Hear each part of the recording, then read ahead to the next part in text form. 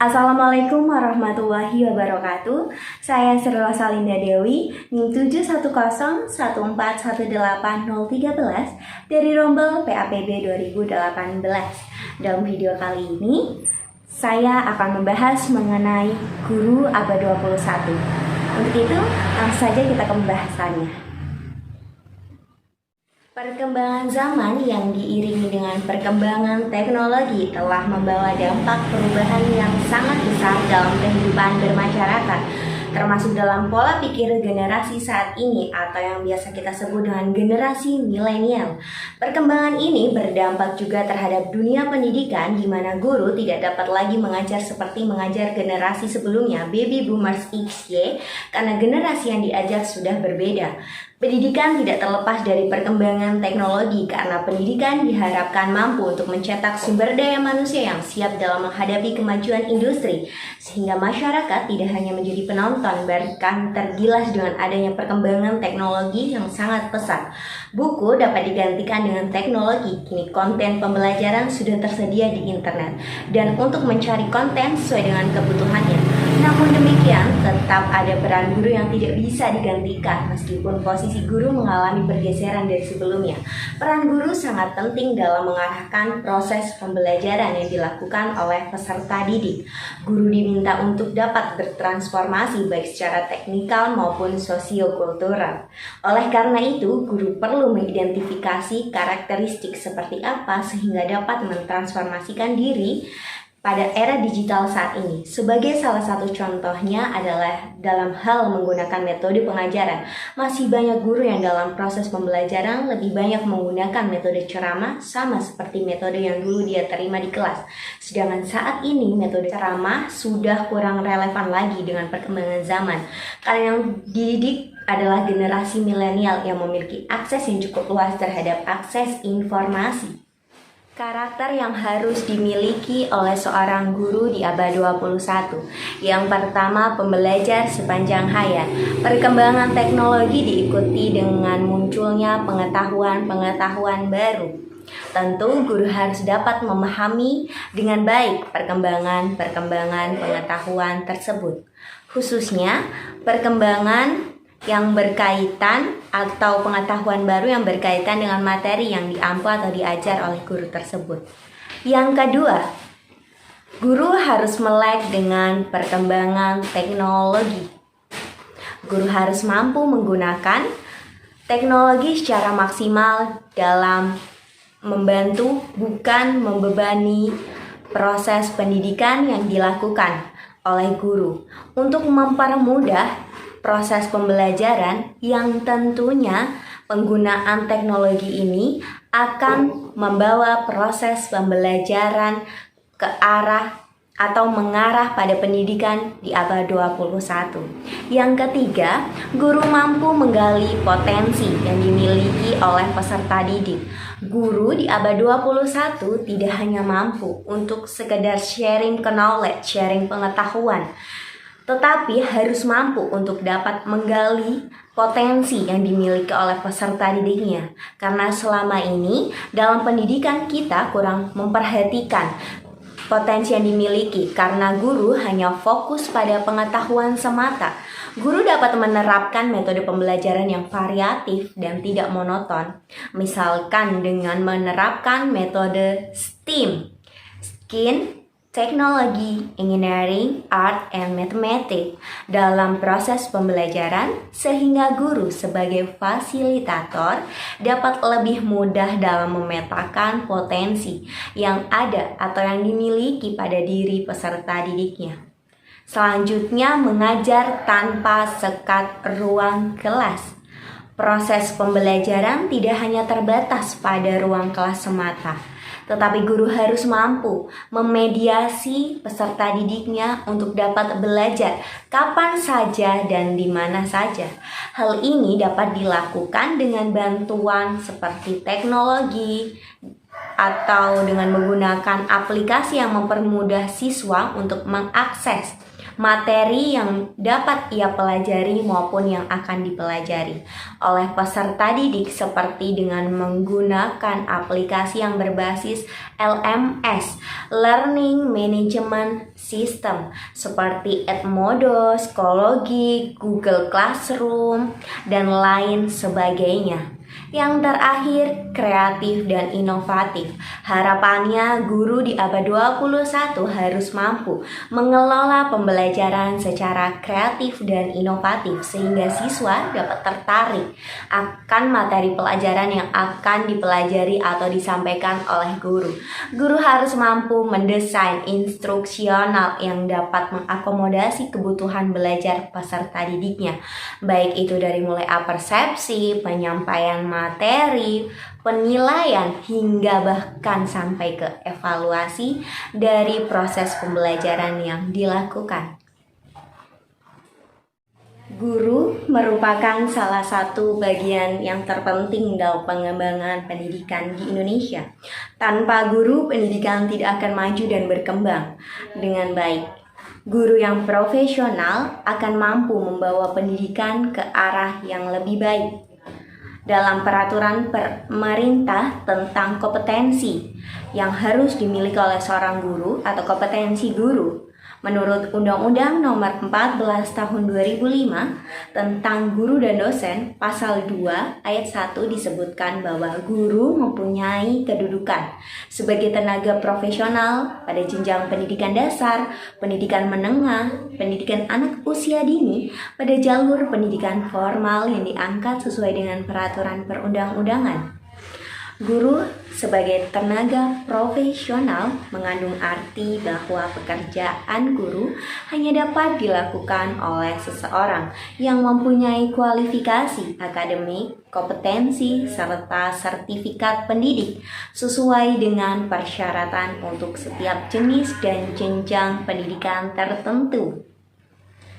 Perkembangan ilmu pengetahuan dan teknologi membawa konsekuensi logis terhadap orientasi pengembangan profesionalitas guru yang diarahkan untuk mengembangkan kompetensinya. Pada Pasal 10 Ayat 1 Undang-Undang Nomor 14 Tahun 2005 tentang Guru dan Dosen mengamanatkan bahwa guru harus memiliki kompetensi pedagogi, kompetensi kepribadian, kompetensi sosial, serta kompetensi profesional. Keempat kompetensi tersebut bersifat holistik dan merupakan suatu kesatuan yang menjadi ciri guru profesional untuk menjamin pelayanan pendidikan yang bermutu sesuai dengan tuntutan perkembangan zaman. Maka pendidikan atau peningkatan kompetensi ini merupakan suatu proses yang berkelanjutan. Keempat kompetensi tersebut yaitu kompetensi profesional yang merupakan kemampuan yang berkenaan dengan penguasaan materi dalam pembelajaran secara luas dan mendalam, yang meliputi menguasai substansi di bidang studi dan metodologi keilmuannya, menguasai struktur dan materi kurikulum bidang studi, menguasai dan memanfaatkan teknologi informasi dan komunikasi dalam proses pembelajaran yang dilakukan, mengorganisasikan materi kurikulum bidang studi, meningkatkan kualitas pembelajaran melalui penelitian tindakan kelas. Yang kedua, kompetensi pedagogi merupakan kemampuan guru mengenai pengelolaan pembelajaran, mulai dari merencanakan, melaksanakan, sampai dengan mengevaluasi, yang meliputi memahami karakteristik peserta didik dari aspek fisik, sosial, kultural, emosional, serta intelektual, memahami latar belakang keluarga serta masyarakat atau lingkungan masyarakat di sekitar peserta didik dan kebutuhan belajar dalam konteks kebinekaan budaya, memahami gaya belajar dan kesulitan belajar peserta didik, memfasilitasi pengembangan potensi yang dimiliki oleh peserta didik, menguasai teori dan prinsip belajar serta pembelajaran yang mendidik, mengembangkan kurikulum yang mendorong keterlibatan peserta didik dalam proses pembelajaran. Yang ketiga, kompetensi kepribadian merupakan personal yang mencerminkan kepribadian yang mantap, yang stabil, dewasa, arif, canggih, humoris, namun tegas dan berwibawa, yang meliputi menampilkan diri sebagai pribadi yang mantap, stabil, dewasa, arif, dan berwibawa. Mampu untuk menampilkan diri sebagai pribadi yang berakhlak mulia, sebagai teladan bagi peserta didik dan masyarakat sekitar. Memiliki sikap perilaku, etika, tata cara berpakaian, dan bertutur bahasa yang baik. Mengevaluasi kinerja diri sendiri dan mampu mengembangkan diri sendiri secara berkelanjutan.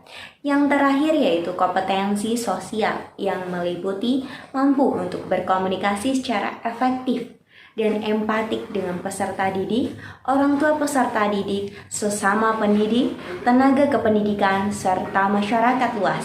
Berkontribusi terhadap pengembangan pendidikan baik di sekolah, di masyarakat.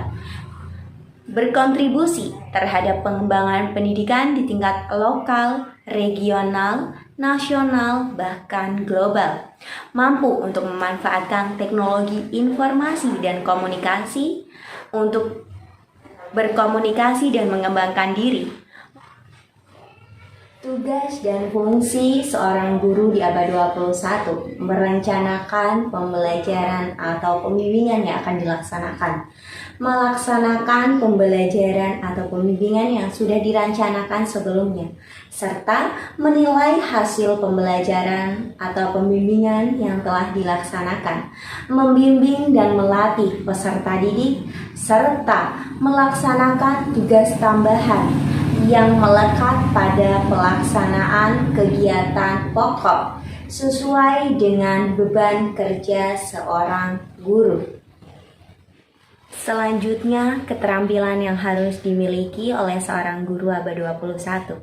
Keterampilan berpikir kritis dan mampu menyelesaikan masalah, critical thinking and problem solving.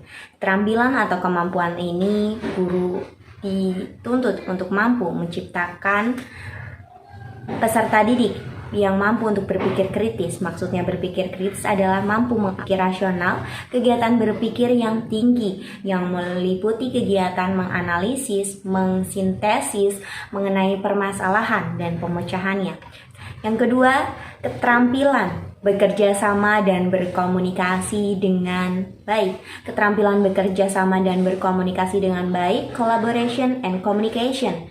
Keterampilan ini merupakan keterampilan dalam hal bekerja sama dan komunikasi yang baik. Dari komunikasi di sini, kita mampu atau seorang guru mampu untuk berinteraksi dengan seluruh manusia yang ada di dunia ini, karena di abad 21 tidak ada lagi sekat negara yang memisahkan. Jadi, setiap siswa harus mampu berbahasa internasional dalam menghadapi abad 21. Selanjutnya, keterampilan berpikir kreatif dan mengembangkan imajinasi, creativity and imagination. Guru harus bisa memancing siswa untuk mampu berpikir kreatif dalam segala bidang yang ada di dunia pendidikan. Setiap siswa mempunyai kemampuan masing-masing, kemampuan yang berbeda-beda. Guru harus mampu menumbuh kembangkan setiap kreativitas semua siswa. Keterampilan untuk menjadi warga negara yang baik, citizenship. Kemajuan teknologi dan informasi di abad 21 akan membuat rasa nasionalis berkurang. Oleh sebab itu, seorang guru harus mampu memberikan doktrin kepada siswa atau peserta didik untuk menjadi warga negara yang baik. Dengan cara apa? Dengan cara berkontribusi untuk dapat membangun negara ini, untuk ikut serta mensejahterakan masyarakat sekitar. Jika suatu negara krisis, maka banyak masalah yang akan timbul atau yang akan muncul.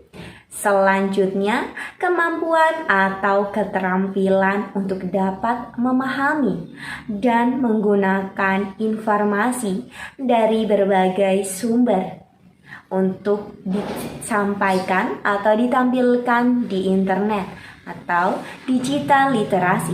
Berdasarkan catatan UNESCO, digital literasi merupakan kemampuan untuk mengakses sumber berita dan mengevaluasi secara kritis dan menciptakan informasi melalui teknologi digital. Melalui digital literasi, seseorang tidak sekedar memiliki kemampuan untuk mengoperasikan peralatan teknologi, tapi juga harus memiliki kemampuan lainnya. Selanjutnya, kompetensi atau kemampuan untuk dapat mengembangkan potensi yang dimiliki oleh peserta didik. Student Leadership and Personal Development. Seorang guru harus mampu untuk dapat memahami potensi yang dimiliki setiap peserta didik dan mampu untuk mengembangkan potensi tersebut. Tugas guru harus mampu untuk meningkatkan rasa percaya diri peserta didik dalam mengembangkan potensi yang dimilikinya. Guru-guru di Indonesia pasti atau tentunya mampu menguasai keenam keterampilan inti dalam menghadapi abad 21, sehingga mampu untuk mempersiapkan generasi yang siap untuk menghadapi era abad 21. Jika kita tidak menyiapkan siswa dan siswi untuk menghadapi atau dalam menghadapi persaingan hidup di abad 21, maka generasi kita sekarang tidak akan mampu untuk bertahan di masa yang akan datang. Terdapat banyak tantangan yang harus dihadapi oleh seorang guru di abad 21. Menurut Susanto 2010, terdapat 7 tantangan guru di abad 21, yaitu yang pertama, teaching in multicultural society, mengajar di masyarakat yang memiliki beragam budaya dengan kompetensi multibahasa. Yang kedua, teaching for the construction of meaning, mengajar untuk mengkonstruksi makna atau konsep. Yang ketiga, teaching for active learning, mengajar untuk pembelajaran secara aktif. Yang keempat, teaching and technology, mengajar dan teknologi atau mengajar dengan menggunakan teknologi. Yang kelima, teaching with new view about abilities, mengajar dengan pandangan baru mengenai kemampuan. Yang keenam, teaching and choice, mengajar dan pilihan. Serta yang terakhir atau yang ketujuh, teaching and accountability, mengajar dan akuntabilitas. Yahya 2010 juga menambahkan tantangan yang harus dihadapi oleh seorang guru di abad 21, yaitu pendidikan yang berfokus pada karakter building. Yang kedua, pendidikan yang peduli mengenai perubahan iklim. Yang ketiga, entrepreneurial mindset. Yang selanjutnya, membangun learning community. Kekuatan bersaing bukan lagi kepandaian, tetapi kreativitas dan kecerdasan dalam bertindak. Hard skill and soft skill. Menurut Marka Giansar 1996, memasuki abad 21, pendidikan akan mengalami pergeseran. perubahan paradigma yang meliputi pergeseran paradigma 1 dari belajar terminal ke belajar sepanjang hayat. Yang kedua, dari belajar berfokus ke penguasaan pengetahuan ke belajar holistik. Yang ketiga, dari citra hubungan guru dan murid yang bersifat konfroratif ke citra hubungan guru dan murid yang bersifat kemitraan. Yang keempat, dari pengajar yang menekankan pengetahuan skolastik atau akademik ke penekanan keseimbangan fokus pendidikan nilai dan karakter.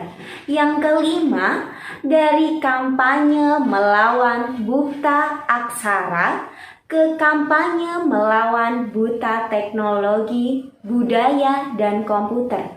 Yang keenam, dari penampilan guru yang terisolasi ke penampilan guru dalam tim kerja. Yang ketujuh, dari konsentrasi eksklusif pada kompetensi ke orientasi kerjasama. Dengan memperhatikan pendapat ahli tersebut, nampaknya bahwa pendidikan dihadapkan pada tantangan untuk dapat menghasilkan SDM atau sumber daya manusia yang berkualitas dalam menghadapi berbagai tantangan dan tuntutan yang bersifat kompetitif.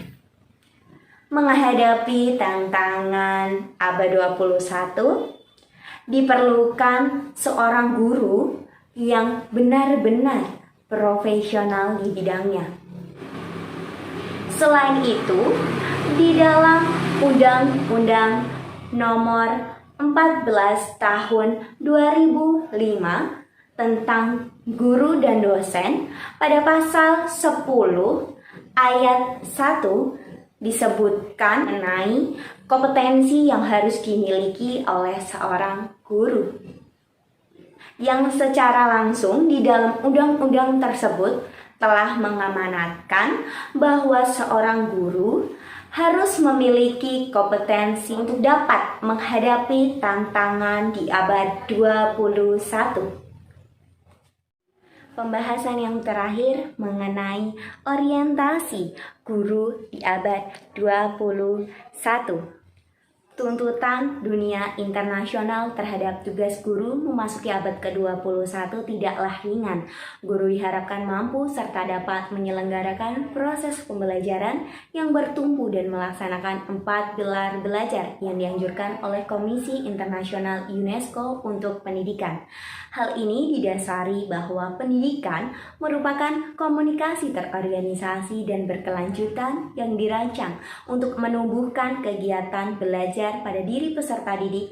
Education as organized and sustained communication designed to bring about learning.